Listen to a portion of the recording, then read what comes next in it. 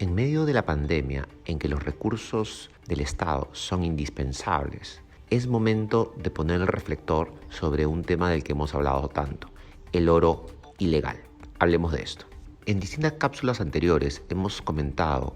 cómo el oro ilegal e informal de Perú evade millones, decenas de millones, centenas de millones de dólares al año y genera, por otro lado, torrente de cash informal que abastece la economía informal de una buena parte del país. Hemos comentado también cómo consideramos oportuna la intervención del Estado en La Pampa, zona donde se concentra gran parte de la producción de oro ilegal. En esta ocasión quiero llamar la atención sobre un documental que ha emitido la empresa Netflix llamado Dirty Money, Dinero Sucio, que habla de casos de corrupción a nivel mundial y que en su temporada 2, en el episodio 4 para ser exacto, ha concentrado un documental de casi una hora sobre el oro ilegal de Perú y cómo este se ha convertido en el principal abastecedor no solo de Estados Unidos, sino que adicionalmente como un mecanismo de lavado de activos de narcotraficantes. El documental habla por sí mismo. Sugeriría verlo, puesto que tiene mucha información, muchas entrevistas que van desde el proceso de producción, cómo los mineros pobres arriesgan su vida, arriesgan su salud,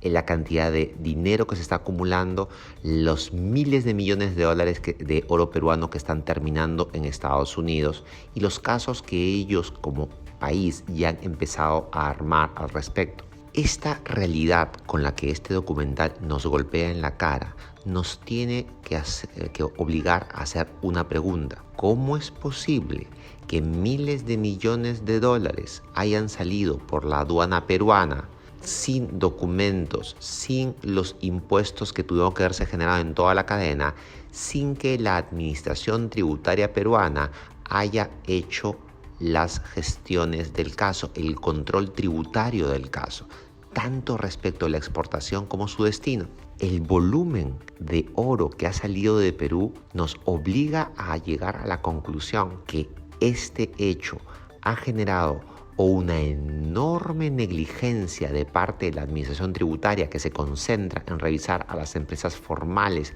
pidiéndole documentos a veces imposibles de conseguir en vez de cosas tan obvias como esto, o tenemos que pensar que alguien ha corrompido a la administración para poder haber logrado este camino de salida sin que se hagan las preguntas necesarias que se debieron haber hecho. En este contexto es importante hablar ahora con el Ministerio de Economía y decirle, de acuerdo a la legislación americana, entiendo que cuando hay bienes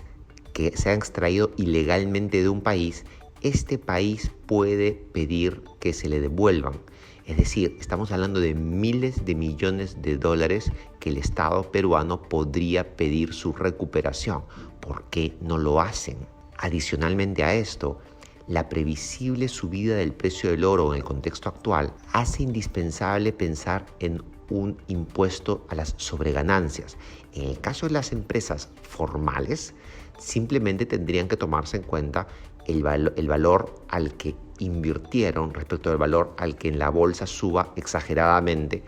el precio del oro. Pero respecto del oro que no tiene un sustento, si es que aún va a salir y SUNAT va a seguir sin hacer su trabajo, deberíamos pensar en un impuesto de salida que permita por lo menos hacer más cara la salida de este oro que no estamos controlando y que está inyectando en la economía peruana dinero informal, ilegal, y que esto abastece otros negocios. La inacción del gobierno en este tipo de casos ha sido extrema, no solo de gobiernos anteriores, pero aún estamos a tiempo de corregir. Es la coyuntura perfecta para hacerlo, puesto que la pandemia obliga a tener mayores recursos. Y antes de estar pensando en crear impuestos a los ricos, deberíamos estar pensando en cobrar aquellos impuestos que siempre debimos haber cobrado. Comparte este video y síguenos en redes sociales.